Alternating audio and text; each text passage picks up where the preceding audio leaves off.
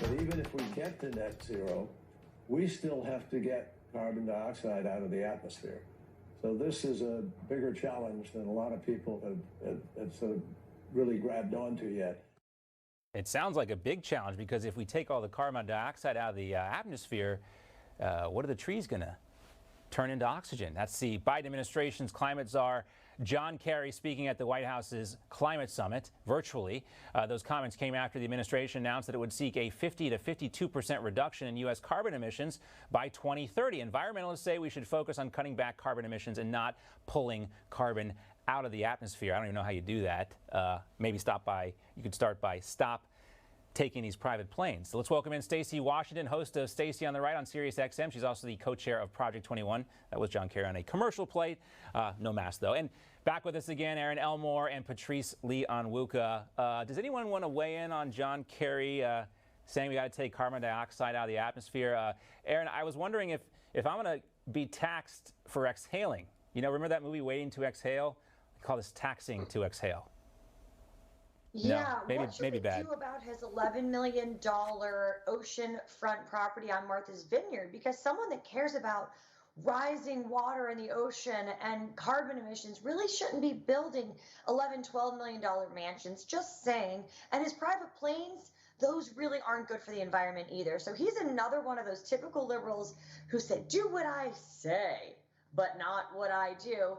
It's so obvious. We see this happening time and time again, whether it's AOC, whether it's Nancy Pelosi getting her hair done inside without a mask, whether it's Gavin Newsom over at the French Laundry dining inside without a mask, paying God knows how much for a meal. These liberals do it incessantly and try to point their finger at us and tell us to live our lives differently. But I think everyone is tired of the hypocrisy and this terrible attitude. By the way, he's not very good at science either, so someone can give him a little science lesson in his mansion if he'd be willing to have them. It is amazing, Patrice, to see the level, how insulated John Kerry must be from reality. And he has no one clearly in his life to tell him, like, dude, you're totally out of touch with reality and completely, you lack a complete sense of self-awareness.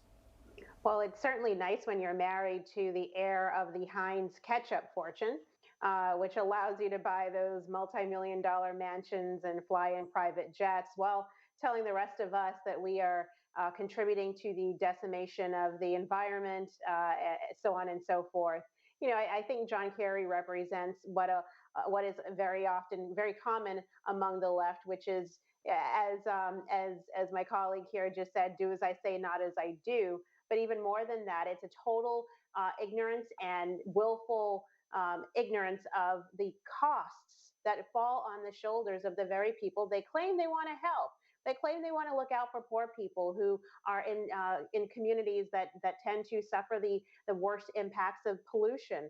Well, when you consider the rising costs for their energy bills, when you consider the impacts that it will have on their job prospects of climate change policies that we've seen floated by John Kerry and everyone else, it begs the question, who do you really care about? Yeah. Do you really care about the poor people? Do you really care about the black and brown people that are in vogue today? Or do you care just about the people who are going to benefit from your pet projects? Yeah, you know, Stacy, the Iran nuclear deal was so great, they decided to give John Kerry the climate portfolio. What could go right? Well, as Patrice and Aaron have just so perfectly elucidated, he's a hypocrite on a ton of different issues. And he did not successfully negotiate a deal with Iran that would prevent them from achieving the nuclear enrichment levels that they want to be able to build a nuclear weapon. That is a safety issue, not just for our partners in the Middle East, specifically Israel, but for everyone on the planet, because Iran is a bad actor. They export terrorism. So this is an unsuccessful person being given more power. And Americans should be concerned by that. But then if you look around the Biden administration, all of those retreads from the Obama administration, unsuccessful people from that era now reappearing like whack-a-moles, popping up again to do more damage to America. It's not a shock. It's not a surprise. Not a shock. And it's time, guys, for my favorite time of the week. The meme team. We've assembled a great meme team. Aaron, Stacy, usually with us. Patrice filling that coveted third spot on the meme team. Patrice, we'll give you the first shot at this. You have a meme for us, and I love this one because, you know, go ahead. Let's just show it. Okay, well, here you go.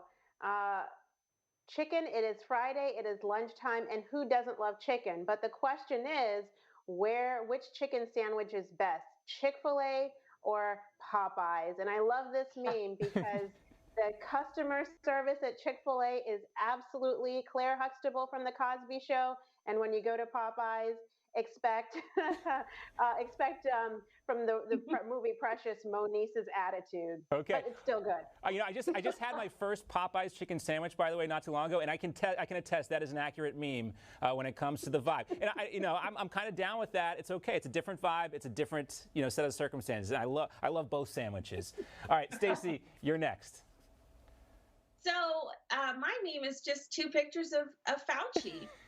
We want him to debate himself. So, and I think my friends Patrice and Aaron would agree that we could, the three of us, sit and together with our popcorn or maybe our sliced apples or whatever we are looking for, edamame, and we could watch Fauci debate himself on every single issue, from masks to coronavirus virality, anything that you can think of, because he comments on so much. He goes way outside of what a scientist or a doctor would comment on viruses. He really tells us everything we're supposed to know. He's like the sage of America. So I'd love to see him debate himself. He's always hemming and hawing. And Aaron, yours has a very Dick and Jane kind of feel to it, although it's a little sad at the same time. But here we go.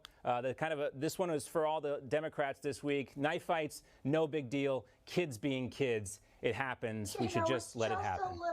Yes, it's just a normal knife fight. No big deal. NBD, just like kids learn how to tie their shoes or lose their first tooth. It's a milestone, Democrats. Don't you worry. This is the normalization of bad behavior.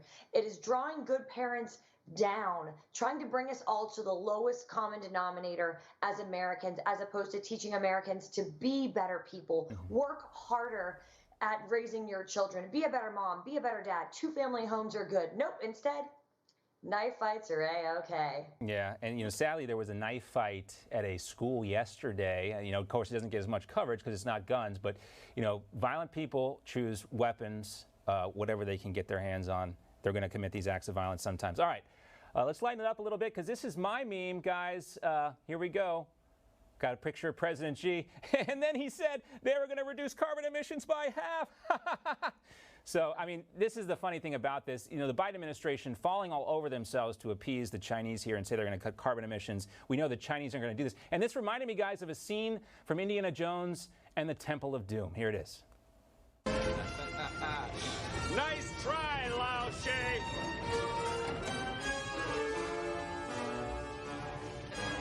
Goodbye, Dr. Jones.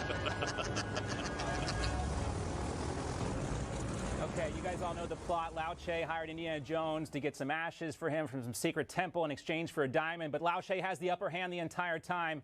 And this is what this climate summit reminds me of. They're all laughing and, yeah, we're going to do this stuff, but Xi holds the key to all of this, and they've got to be laughing at us. And I'm laughing because that's all you can do sometimes, because it is so sad to see this happening.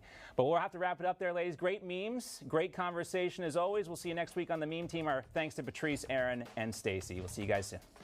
Thank you.